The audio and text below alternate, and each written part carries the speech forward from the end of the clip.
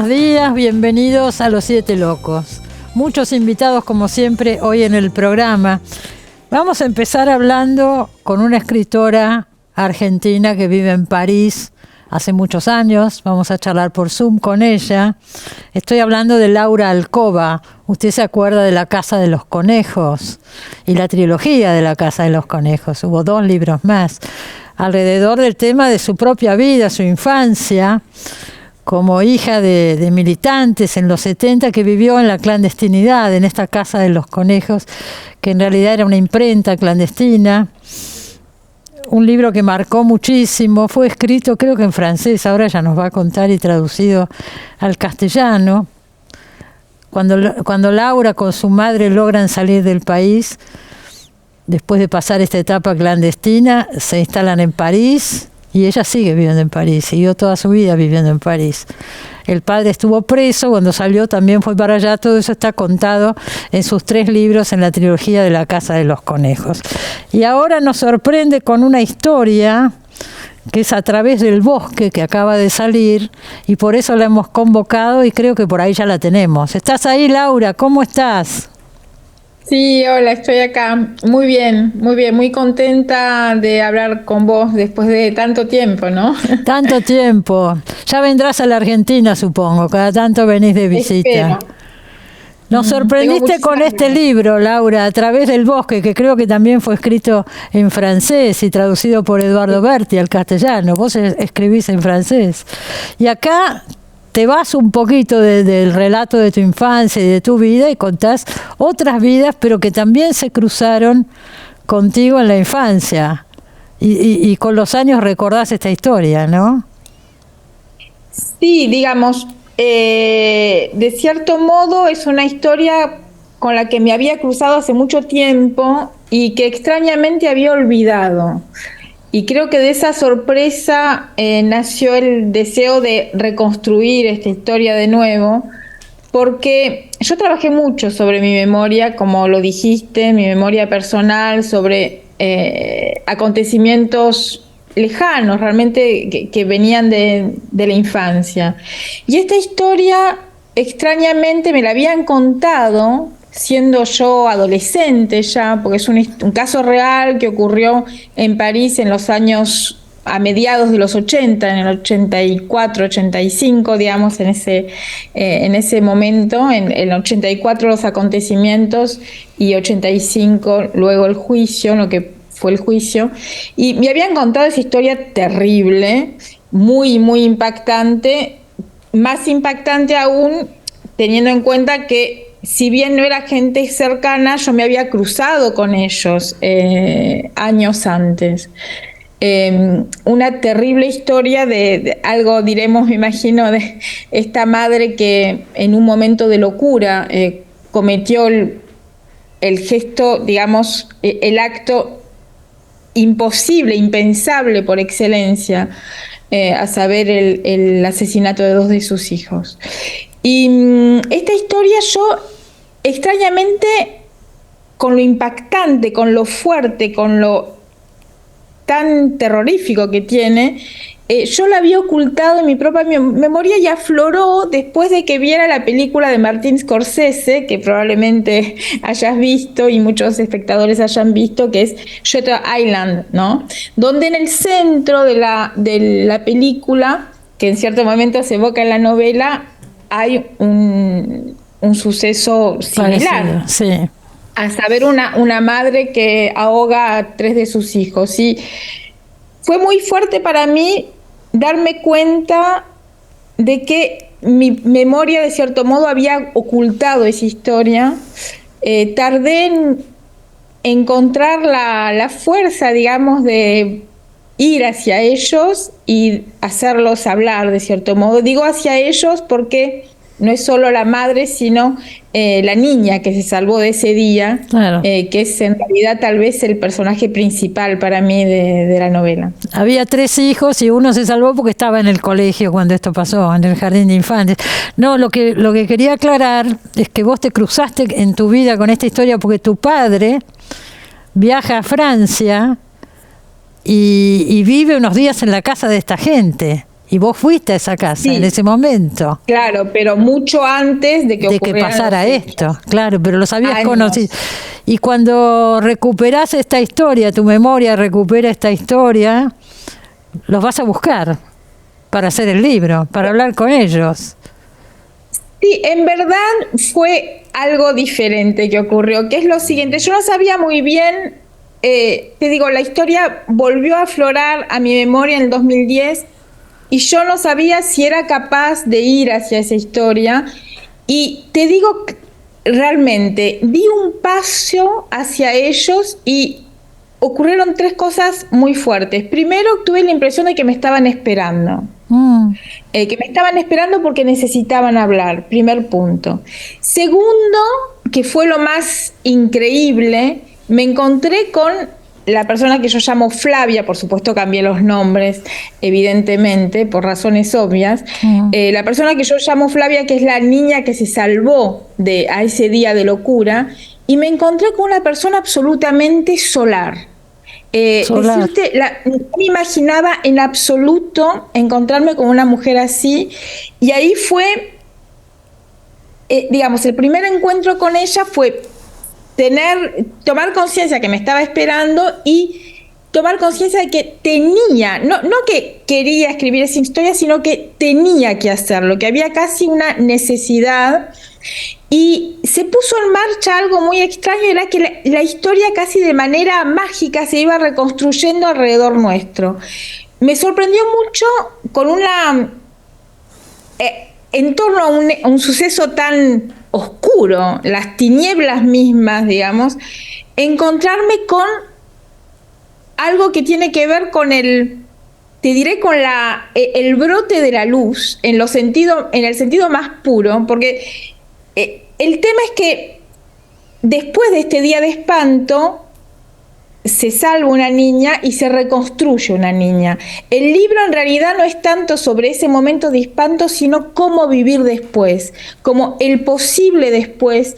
Y en torno a esta investigación, porque fue realmente una investigación que duró años, la mía, me encontré con las personas más extraordinarias con las que me crucé en mi vida. Inclusive la madre.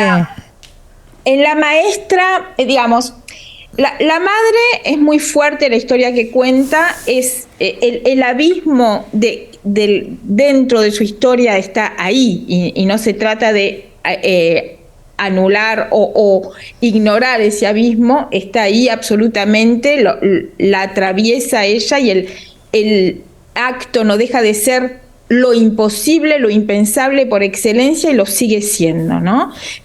No se trata de... ese abismo está en el libro absolutamente, y en ella misma la atraviesa, pero hay un después.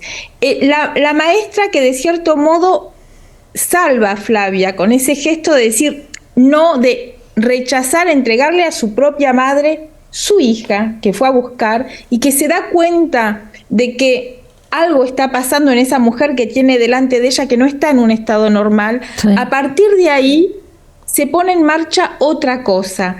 Es, de cierto modo, la tragedia se detiene, y es ahí donde brota la luz de manera increíble.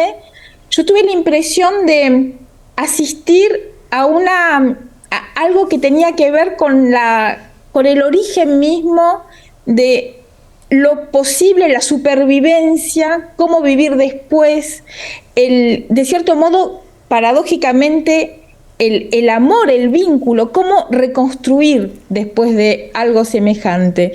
Y te aseguro que fue la experiencia para mí como, digamos, en la investigación y de escritura más fuerte, más potente de mi vida. Fue algo muy particular lo que viví en torno a esa investigación, y traté de comunicarlo, de dejarlo en el libro. No, sí, totalmente se transmite eso y sorprende. Cuando uno lo lee, cuando yo lo leía me pasaba, digo, ¿cómo puede pasar esto? Que se supere semejante barbaridad, semejante cosa. Aparece la madre, aparece el padre, aparece la hija sobreviviente, y mal que mal armaron una historia, ¿no? y la vida continuó. Es muy impresionante leer. Vos relacionás con el mito de Medea, hay muchos elementos que aparecen en el libro. Es una investigación, realmente llama mucho la atención. Y yo pensaba en vos, Laura, que has trabajado tanto con tu propia vida, que además es tan novelesca, ¿no?, en tantos aspectos. Y digo, haberte decidido por esta historia, ¿no es cierto? Porque siempre estás tomando hechos de la realidad y haciendo literatura.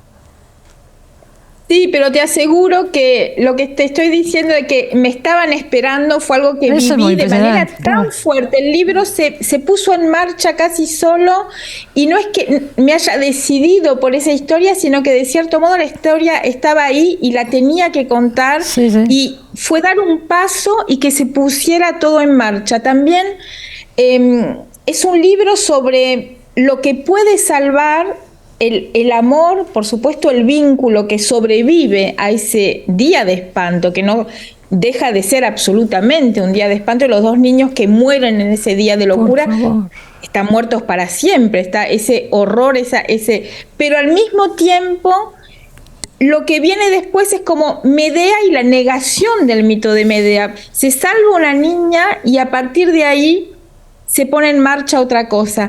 También algo muy importante que entra para mí en eco con muchas reflexiones que tengo desde hace mucho tiempo es la importancia de contar. Se salva la niña también porque logra construir un cuento, por eso ese título que puede parecer extraño, A través del bosque. Después de ese día de locura que se llama de ese modo, ese día, en que de cierto modo desde su punto de vista desaparece su madre, ya que va a ser primero encarcelada y después la van a hospitalizar en un hospital psiquiátrico, desaparecen desde su punto de vista, desde el punto de vista de Flavia, sus hermanos. Le van a decir, por supuesto no le van a contar la verdad, le van a decir que hubo un accidente con agua y con electricidad, bien. O sea que esa niña vive esos trastornos tan terribles y los adultos no le cuentan la verdadera historia, pero con esa intuición que tienen los chicos, pues sabemos muy bien que a los chicos no se les puede mentir en realidad, es imposible que entren plenamente en una mentira. Ella, intuyendo que hay algo que es y no es, de cierto modo se arma un cuento en un bosque, en un lugar del bosque de Chantilly, en que hay una serie de elementos que parecen remitir a ese día que los adultos no le pueden contar, y ella misma se va a armar un cuento que de cierto modo la va a aliviar. Y ahí hay algo en eso que es absolutamente real, ya que me fue contado, ¿no? Que Flavia pedía un lugar del bosque donde había un lago que extrañamente se llamaba el lago de la conserjería, en francés, Le Temps de la Loge, que significa el lago de la conserjería. La conserjería donde ellos vivían, claro. Tuvo lugar en una conserjería, el ahogo. Por lo tanto, a partir de ahí, es como si ella misma, su cuerpo mismo, entrase en el cuento que la alivia. Y creo que todo esto dice algo del poder de la narración, del poder de la ficción, cuando la realidad se vuelve insoportable, solo lo que nos puede salvar es armar algo, un cuento que nos permite darle una forma a eso que no se puede decir, ¿no? Es muy impresionante, vos decís en el libro con respecto a la madre, se quebró y se desdobló, decís en un momento. Es tan difícil de poder entender semejante barbaridad, ¿no es cierto? Y sin embargo sucedió. Y sin embargo ocurre. Eso es lo muy extraño, es que por eso ahí también el mito de Medea es algo que nos parece impensable, que lo es, y al mismo tiempo se repite en el tiempo como una patología de la maternidad, un extremo humano que se repite desde el fondo de los tiempos y que viene a decir algo, ¿no? Me impresionó mucho también, saliendo del tema específico del libro, que escribas en francés originariamente y que escritores argentinos, como antes me recuerdo a Leopoldo Brizuela y ahora Eduardo Berti te traducen, ¿no?, al castellano. Extraordinario. Lo de Eduardo fue una idea mía, porque cuando se decidió, bueno, yo sabía que se iba a publicar en castellano, me habían propuesto un traductor español en Alfaguara, yo dije, no, Griselda, argentino. el personaje de la madre tiene que hablar argentino, no puede no hablar argentino. Claro. Y yo llamé a Eduardo Berti, sin animarme muy bien a pedírselo directamente. Le dije, Eduardo, necesito a alguien que me traduzca al castellano, que pueda hacer una voz perfectamente rioplatense para Griselda. Porque no lo dijimos, pero esta gente era argentina, vivían en Francia, pero son argentinos. Eran exiliados también. Sí. Bueno, Eduardo Berti lo tuvimos acá en el programa también por Zoom, porque vive en Francia, estuvo la semana pasada con su nuevo libro, así que remite a él de nuevo. Maravilloso, y hizo un trabajo de traducción hermoso, y aparte me lo fue enviando y pudimos charlar entre los dos, claro. Para mí fue muy importante. Te agradezco esta charla, Laura, y espero que vengas pronto por acá y nos veamos personalmente. Muchas gracias a vos, y gracias de recibirme, y bueno, de cierto modo a distancia, pero pudimos tenerte acá en el programa y con este libro que realmente moviliza muchísimo. Gracias, Laura. Hasta pronto. Gracias a vos. Hasta pronto. Bueno, y lo tengo acá sentado al poeta Fernando Noy. He recibido su último libro, Postales Alucinadas, con un dibujo en la tapa que me entero que también es de Noy. Claro. Hola querida. Este es uno de los dibujos que yo desde niño siempre hice. Guerreé, peleé entre la escritura y de pronto el dibujo. Ah, mirá. Y ahora quedaron como modelos para una serie de enormes murales que hago. Ah, son de gran tamaño. Sí, están enmarcados y van a formar parte de una muestra que se llama Cultura Colibrí. Que se va a hacer en el Museo de Arte Moderno, curada por Jimena Ferreiro, invitado por Victoria Norton, la directora del Museo de Arte Moderno. ¿Y cuándo va a ser esto? Y Cultura Colibrí es para octubre o noviembre. Pero allá estaremos. Pero es la cultura de la performance, ¿no? Y todo. Anteriormente, Gaby Comte me invitó primero. Gaby Comte se ocupa de todas las publicaciones del museo. Y me pasó algo extraño. Ella me pidió que escribiera unos epígrafes para una muestra que ya había pasado de la Chola Poblete. Un personaje extraordinario, una especie de Frida Kahlo chamana. Y yo dije, bueno, de poesía no escribo a pedido ni con modelo, porque la poesía es todo un pseudo trance. Pero era el verano que pasó fervoroso y tremendo, y de pronto tan inspirado quedé con todo lo que estaba viendo, porque tenía que seguir el catálogo de la muestra, ejercicios del llanto. Y salieron poemas increíbles. ¿Y son estos? No, y ese es el libro que me lleva al otro, que es Cultura Colibrí, y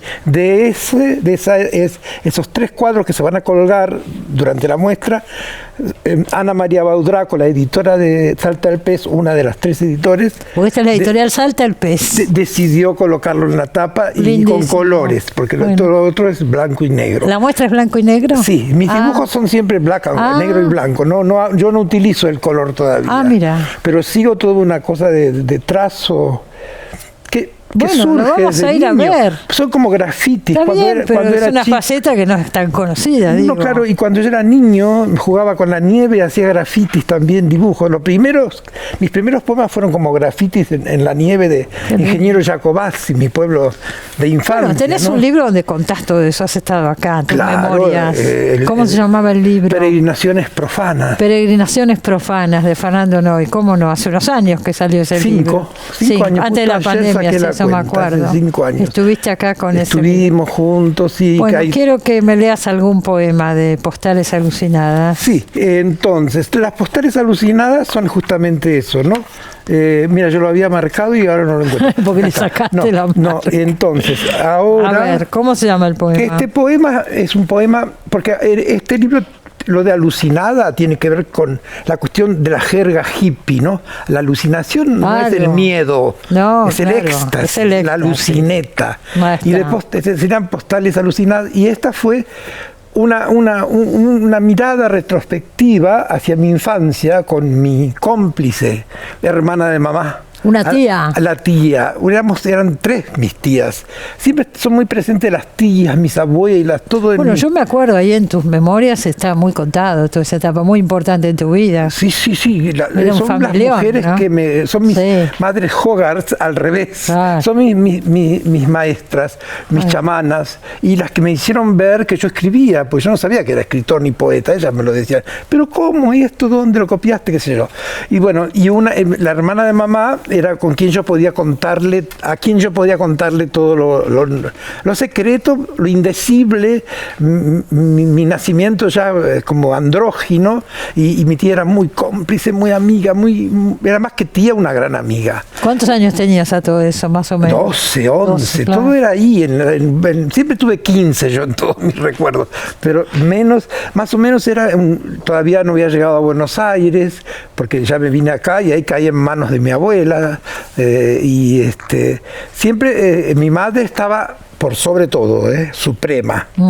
Siempre mi madre. Pero también esta su hermana muy querida de ella, eran 3 hermanas muy ñeris, irlandesas, imagínate, esa cosa de druidesas, ¿no? Y entonces yo a mi tía Elsa, de pronto le hice un texto que yo no reconocía al comienzo, porque no sabía a quién se lo estaba escribiendo, pero yo, como estaba retratando algo que me había pasado, era ella. Y ahora está acá en Postales Alucinadas, que pronto se presenta ahorita nomás, de esta editorial, y si querés yo te lo leo. Por favor. Bueno, Oda a Elsa.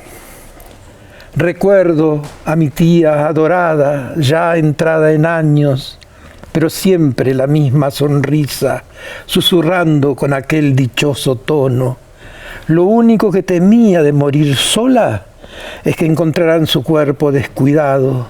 Por eso, al acostarse, se arreglaba como para ir de paseo o dar la vuelta al perro.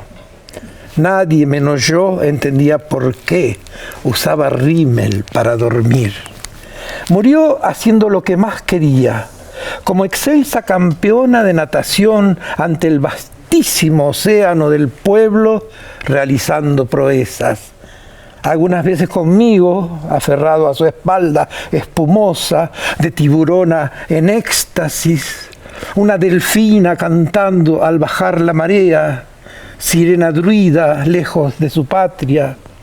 Corríamos con un palo a rescatar los pulpos enganchados en tramposos peñascos, incluso las rayas, siempre enfurecidas, que solo Elsa amontonaba en su gran balde azul, hasta colmarlo, para devolverlas urgente de una vez al mar. El mar, lo único de todos, inmenso como sus propios ojos, donde jamás podrías ahogarte. Por eso, muchos años después, gentil anciana, desde una clínica, creyendo que el océano al fin había desbordado sus límites, saltó en picada recta desde el balcón con una malla improvisada de toallas. Por suerte para Elsa eran espuma o agua de alta mar, aquellos ladrillos de las mismas veredas tantos años regadas. Pero las flores no lloran nunca ninguna muerte ajena, bastante ya tienen con su propia angustia al ser cortadas. Ese fue el último mensaje para mí, además de una carta dentro del sobre perfumado de escamas. Me regaló esta lámpara que yo mismo ahora soy y expando en los bordes de todo lo posible. Ah, si fuera por Elsa, este poema jamás tendría final. Que no lo tenga entonces. Que no lo tenga entonces, precioso. Sí. Esa imagen de esta señora maquillándose para ir a dormir por y esa es Elsa, claro, es la vedette maravillosa de las hermanas Longo, Carmody, de Viedma y Carmen. Bueno, me decís que en estos días se presenta el libro. El 6 de mayo en el Teatro del Pueblo, no sé si llegamos a tiempo en el aire. ¿El 6 de qué? 6 del mes que viene. Ah, de julio. Sí, yo cuando leo este poema me quedo así, tastabillo. Yo puedo no, digo, por invitar invitamos entonces. 6 de julio estaremos en el Teatro del Pueblo, allí en Diagonal Sur. Norte. No, Norte, perdón. Y se presentan 3 libros seguidos. Uno de Ivana Romero, otro de otro autor y yo. Y bueno, tengo Perfecto. la dicha de Julieta, que me va a leer los poemas. Julieta Ortega sí, va a leer los poemas. Y va a hablar Agustina Rabaini, quien hizo la contratapa del libro. Perfecto. Juan Mendoza es el otro autor. Juan Mendoza es el otro poeta. Sí. Es una editorial increíble. Bueno, allá estaremos. De gran producción, ¿no? Salta el pez se llama Salta la el pez, editorial. sí, Acuérdese, hay tantas editoriales independientes trabajando y por suerte. Por suerte. Y por tantos eso siempre poetas me gusta nombrarlo. Hay tantos poetas. Me tengo que ir al corte. Nos Gracias vamos. por haber venido. A vos Gracias, y a todos los Fernando. que escucharon. Bueno, nos vamos a un pequeño corte y enseguida volvemos. No se vayan.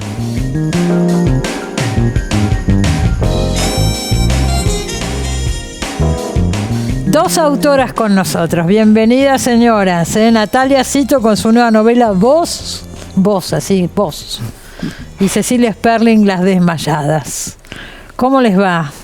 ¿Qué tal? ¿Cómo Cecilia estás? acaba de llegar de viaje. Yo llegué hace 5 días, me bajé del avión y al otro día fui a presentar la novela. Muy contenta porque la leyó Cecilia Roth. Sí, algo vi en las redes, sí. Bueno, es una novela que la escribí leyéndola en voz alta y con una idea de teatralidad. Y ver que fue como un momento 3D de que se consumara el hecho en la voz, ¿no? Que la voz es material, en la voz de una actriz. Claro. Así que fue un recibimiento muy bueno. Muy bueno. Vos decís que es una fábula autobiográfica.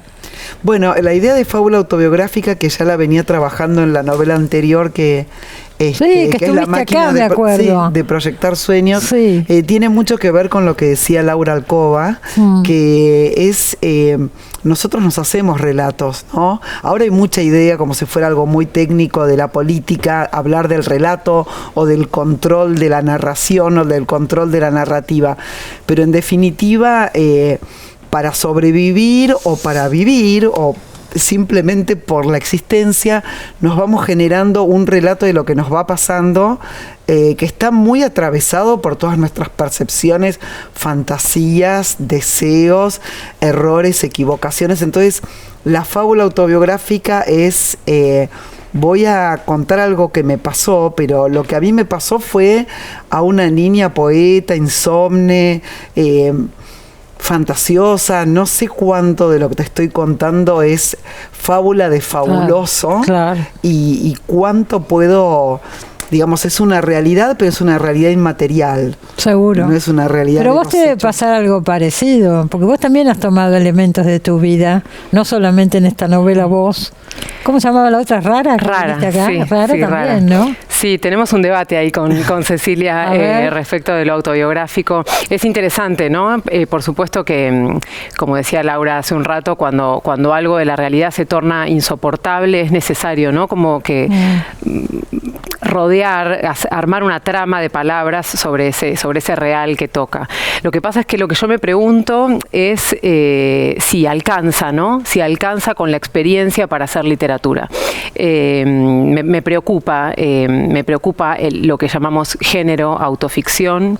Me preocupa porque me da temor que sea una licencia para, se murió mi papá y entonces con eso escribo una novela, ¿no? Es que, obvio que no alcanza. No, por supuesto, alcanza. yo creo por supuesto que no, pero ¿por qué entonces tenemos un género, ¿no? Que se llama autoficción? Y que últimamente se está usando mucho, digo. Por supuesto, es que yo creo que no hay manera de escribir sin ir a lo propio, ¿no? No hay forma. No, pero eso es explícito. Tomás cosas de tu propia vida, obviamente las trabajás literariamente, Pero lo cada que uno en pasa su es que manera. nunca, Pero para la literatura nunca alcanza nada, digamos, inclusive la ficción misma, con decir quiero contar una buena historia y tener un buen argumento tampoco alcanza. no hacemos nada, No es cierto? hacemos nada, o sea, nunca hacemos nada Es con esa nada. gente que dice, si yo te cuento mi vida, haces una novela, Y ¿no? no, ¿viste? Y uno no hace una novela, ¿no? Sí o no, Bueno, qué sé yo. Pero depende. tampoco si tengo la mejor historia, o sea, ¿cuánta gente habrá intentado contar su vida y no fue Marcel no pasa Proust, nada, o por eso querer contar contar historias de mago y no fue Harry Potter. No alcanza, pero es un material desde el cual trabajar. Digo, uno más, como puede haber tantos. Exacto. Pero está pasando mucho que se está escribiendo a partir de la propia vivencia.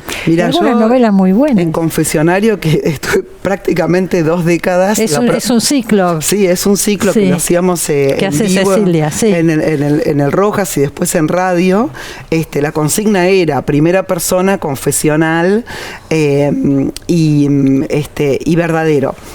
Bueno, sacamos 2 libros por Eudeva, tuvo 2 temporadas en Canal de la Ciudad, o sea que más o menos escuché 200 o 300 historias del género. Sí. Y sigue siendo, es como decir, ¿sirve o no sirve la canción de amor? No sé, siempre va a estar la canción de que te dejaron y tipos como tú, no sé, existió siempre, ¿no? No, por supuesto que hace falta un trabajo sobre eso, ¿no? Pero digo, ¿cuáles son los recursos literarios que hacen que una historia, una experiencia, se convierta en una pieza literaria, ¿no? De pronto, ustedes estaban hablando y yo a veces traigo libros de otros autores porque, por supuesto, escribimos libros gracias a otros libros, ¿no? Y Gabriel Said, en este libro Leer, que es precioso. Que lo tenías en la cartera, ¿de dónde salió? Voy con mi pila de libros. Es un tótem. Me ayudan a pensar. Claro, los quiere cerca. Dice, exacto. Dice, ni la enfermedad ni la desgracia hacen creadoras a las personas. De ser así, la miseria produciría genios desnutridos, ¿no? Es decir, si ¿quién dijo eso? Gabriel Said, en este libro que se llama Leer, que es un libro precioso. Lo que pasa es que a mí no me interesa tanto el límite de lo que no es literatura. No encuentro...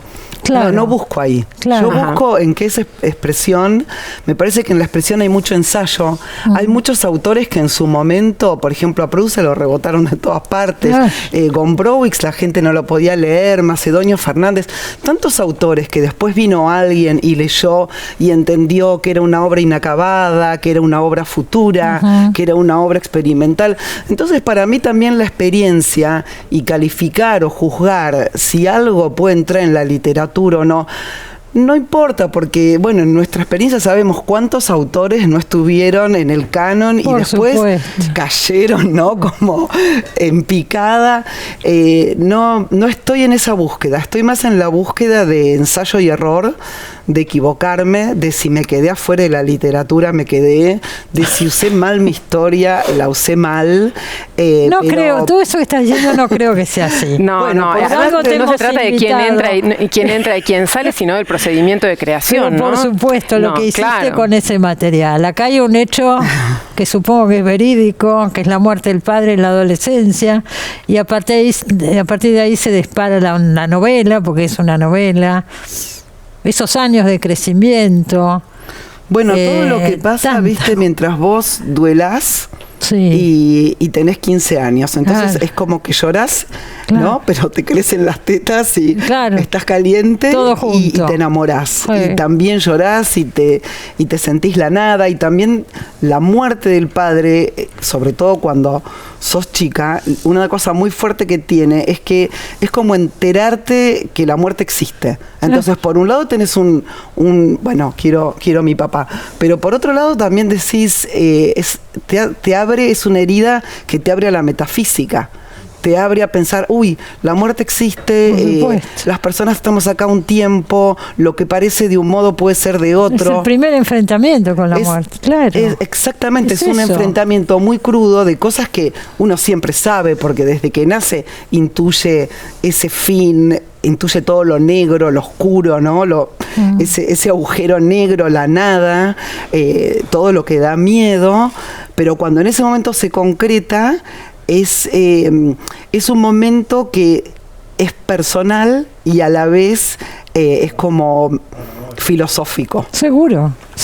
Te para de otra manera, te sitúa de otra manera, ves todo clarísimo. De otra manera. Acá hay imágenes que parecen hasta oníricas, que son las enaguas, los camisones que se van levantando, ¿no? Con el viento. Bueno, es que mi familia es una familia de bailarinas, pero de unas bailarinas que nos mandaron, mi hermana hizo una película, lo de Patricia Stokova, a la expresión corporal, a la danza moderna, que era todo un poco en contra, ¿no? Isadora Duncan, la Bauhaus, era como una danza en contra de la danza clásica. Claro. Entonces es también una danza que permite como el fantasma, la imaginación. Bueno, está muy bien plasmado eso acá, literariamente plasmado, digamos. Es que al recordar mi casa recuerdo eso, como esas canciones, mi mamá recitando, las chicas desnudas corriendo, sí. Y esos, bueno, por supuesto le tiro sal y pimienta y lo desbordo con poesía para terminar de armar la imagen que me gusta escribir. Seguro.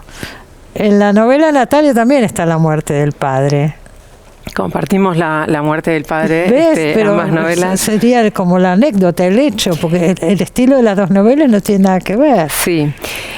Sí, es cierto, es Claro. cierto. Vos tiene que ver con todo el tránsito hacia la muerte, ¿no? Es decir, ¿qué sucede? La enfermedad. ¿Qué sucede cuando sabemos que alguien se va a morir, cuando ponen un plazo, ¿no? La novela empieza con ese plazo que es un año y medio, y de pronto a la protagonista pareciera que se le agolpa toda su vida en el presente, ¿no? Por eso están intercalados los capítulos de lo que va ocurriendo con la enfermedad del padre y toda su historia, ¿no? Y los capítulos de históricos están contados en presente también, porque es como si todo resurgiera. Y cómo se hace para conversar con alguien y saber que, bueno, que quizás es la última vez, bueno, es al día siguiente, se muere hoy, se muere mañana.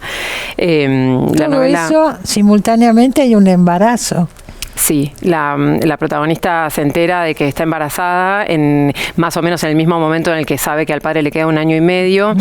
Y vos sabés que siempre me dicen, bueno, la vida y la muerte, las dos cosas, como el equilibrio. Y yo digo, pero yo no lo pienso así, ¿no? Como para mí el embarazo es algo que también está pero tan cercano a la muerte, que me parece que tiene que ver con que está todo junto, ¿no? Las vicisitudes de la vida ahí metidas, todas juntas.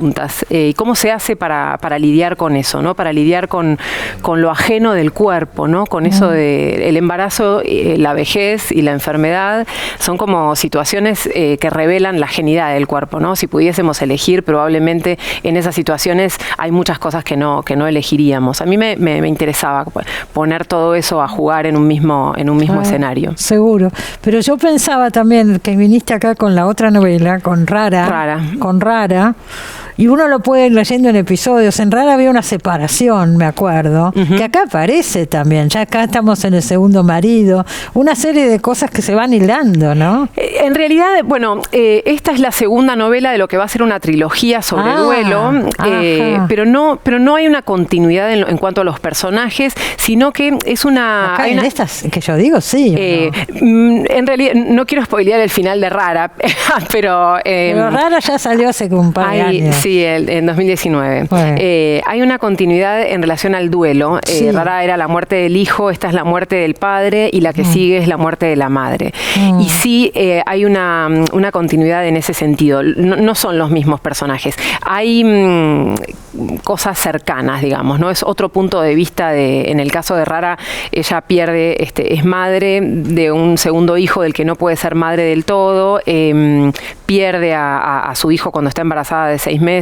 Bueno, eso aparece acá también, ¿no? Sí. Ella no pierde, no es que tiene un hijo ya y queda embarazada. Cuenta que había tenido una pérdida.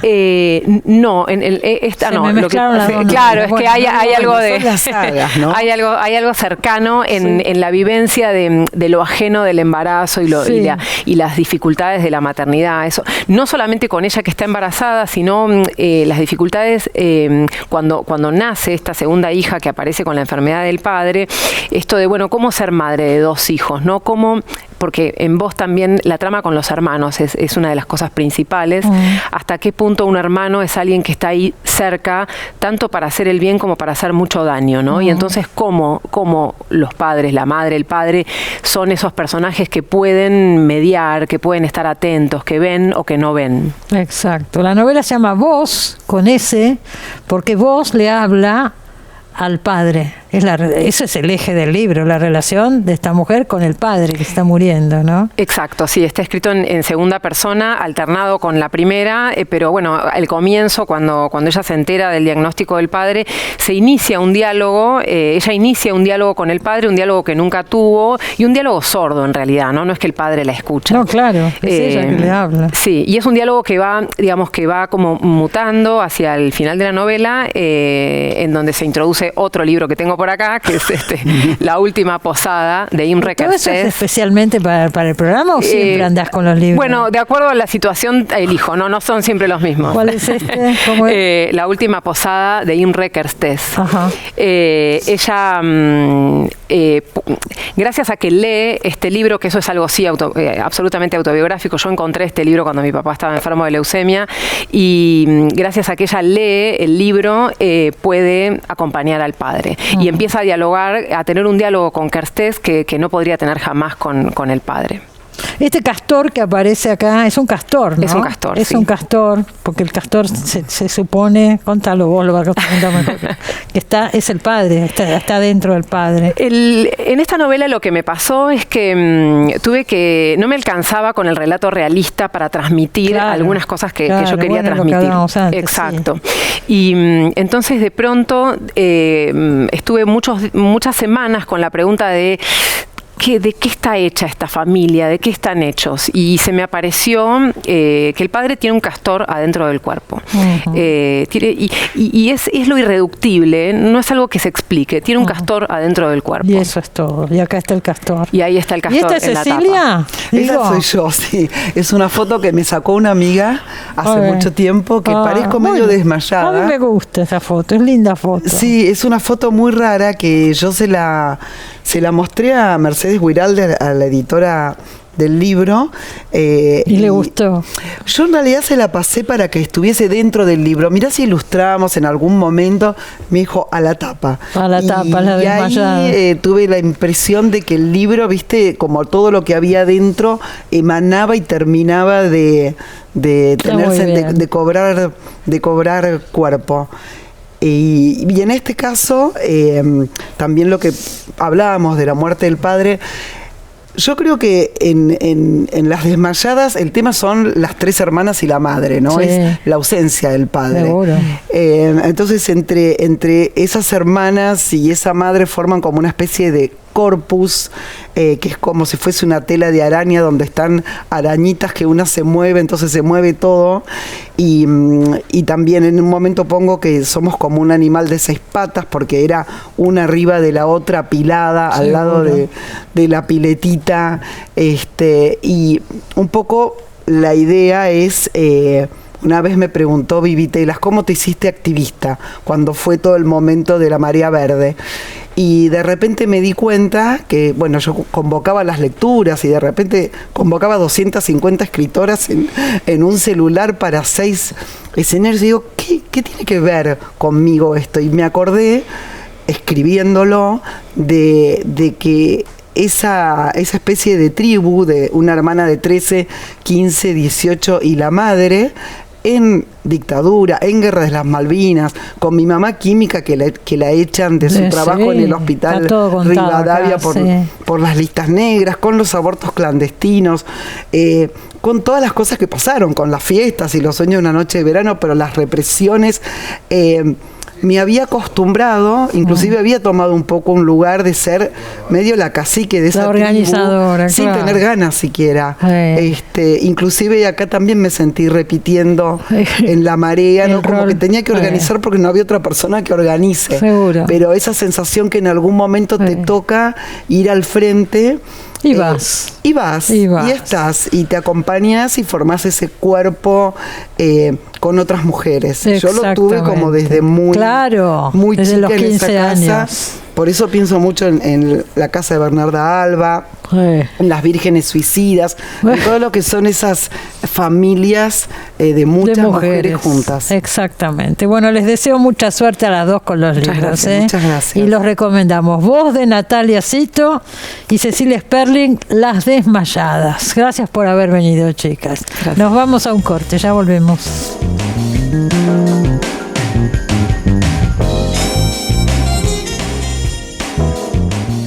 Bueno, último bloque del programa. Ustedes saben que hace unos días murió el escritor norteamericano Cormac McCarthy. Queríamos hablar un poco de él y de su obra. Es un escritor muy importante. Así que con Eugenia Sicabo vamos a charlar un ratito. Yo tengo acá en la mano el último libro que publicó muy poco antes de su muerte. Este libro es de este año, El pasajero y Estela Maris. Son 2 novelas. Pero vamos a hablar un poco de las anteriores, Eugenia. Hablemos de Cormac McCarthy. Se murió un grande. ¿No dio tanta tristeza cuando murió McCarthy?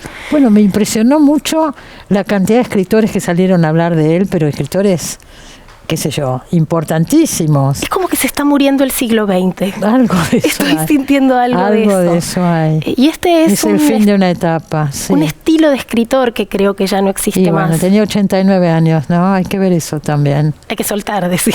No, quiero decir en el sentido que son los últimos que van quedando.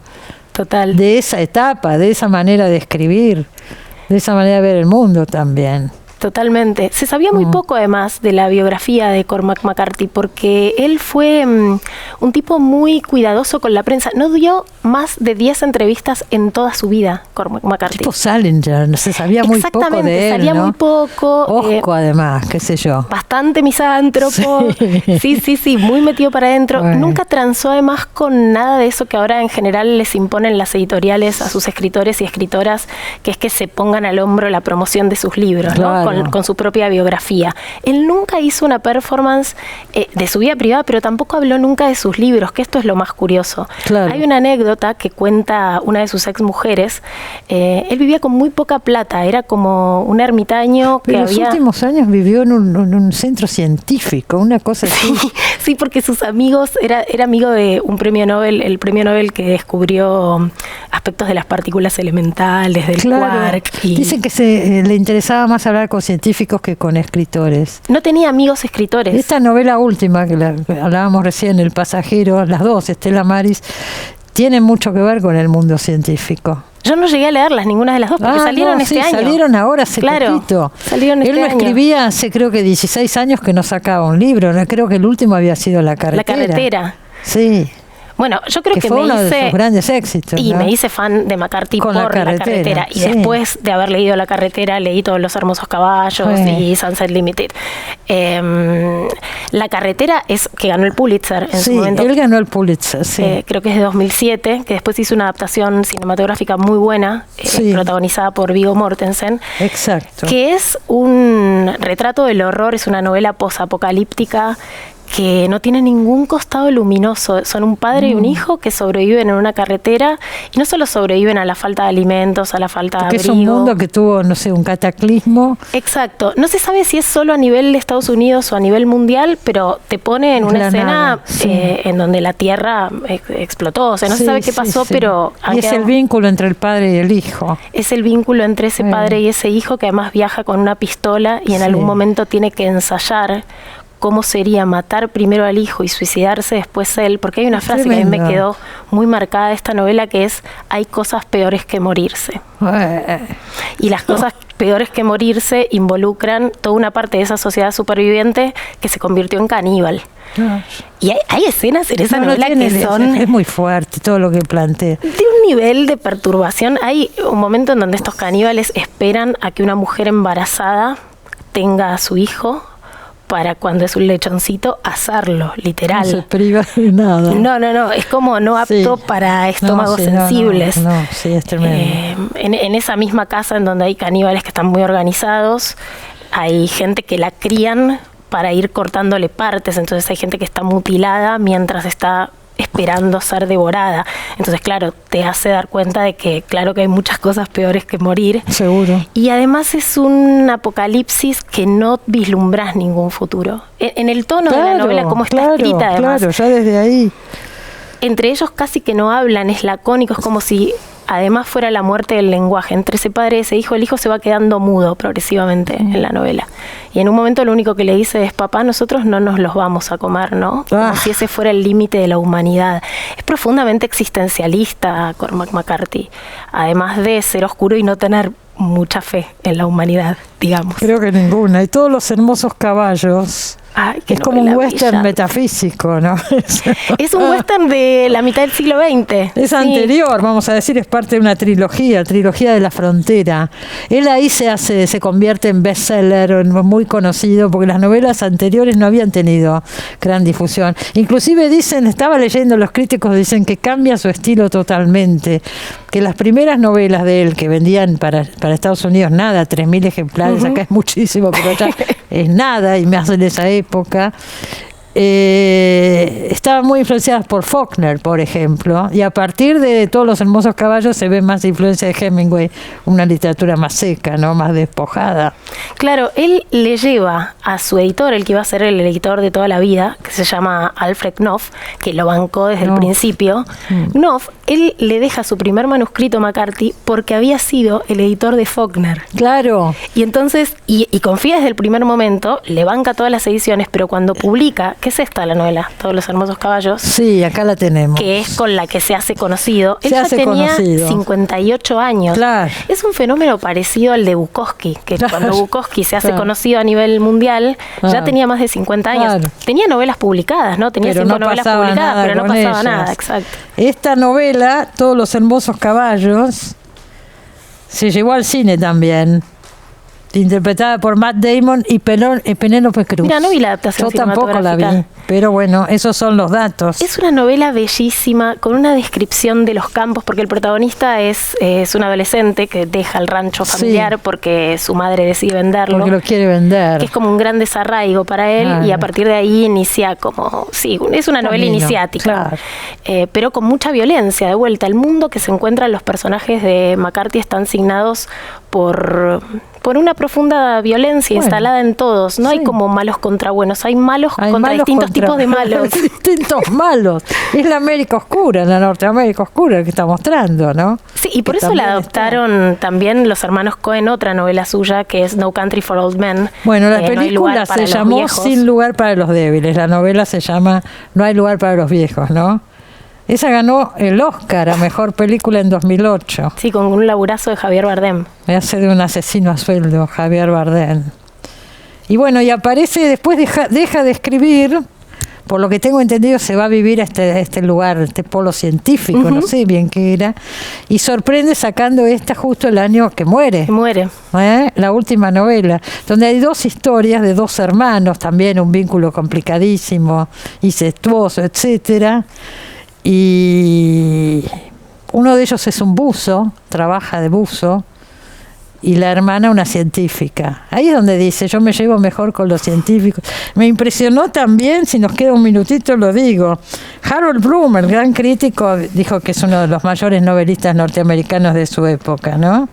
Y yo quiero sumar un dato de color, que es que estaba bueno McCarthy. Era un ahí señor lo tenés muy atrás buen tuyo, una mozo. Foto muy Esto no es menor. Bueno, acá ya está más viejito, grande. Pero un viejo que tiene lo suyo, sí. Entonces, cuando salió su primera entrevista en el New York Times, acá se ríen, pero es un dato para señalar, porque era alguien que no se sabía nada y de repente salió muy estetizado, o sea, salió como en jeans, jugando al pool. Yo vi la sesión fotográfica del New York Times cuando salió Todos los hermosos caballos. Entonces fue la fundación de un mito. Claro. Porque Knopf no es bobo para vender la literatura que representa. Y lo hicieron, ¿no? Y lo hicieron. Y quedó como este tipo de escritor que ya no existe. Que ya no existe.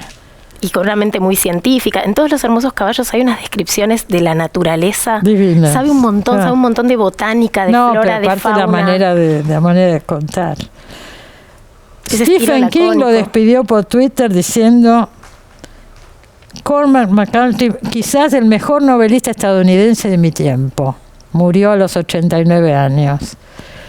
Kureishi, mi admirado Hanif Kureishi, declaró que el otro día puso un tuit. Kureishi estuvo todo el año internado de paso lo digo, en Italia por un accidente que tuvo. Y el día que murió Cormac McCarthy dijo que él había empezado una sola novela y la tuvo que dejar de leer por la mitad porque no soportaba tanta perfección. no lo podía soportar. No tanta crudeza, no, sino tanta perfección. Es demasiado. De envidioso no lo pudo terminar. No sé de qué, pero la tuvo que dejar. Eso dijo Kureishi. Bueno, se fue un grande. Podemos conseguir todos estos libros de los que hablamos, ¿eh? Nos vamos, se terminó el programa. Muchas gracias. A vos por haber venido, como hermoso. Siempre. Nos encontramos la semana que viene. Buena semana para todos. Chao.